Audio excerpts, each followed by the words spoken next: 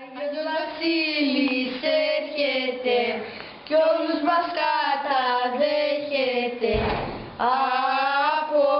από την Κεσαρία στις αρχόζησα κυρία, βάστα εικόνα και χάρτη, ζάχαροπλάστες ζυμωτή, χάρτη και καλαμάρι, δες και με το παλικάρι.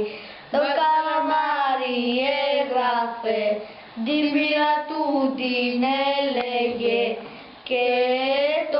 και το χαρτί ομίλη, Άγιε μου καλέ Βασίλη.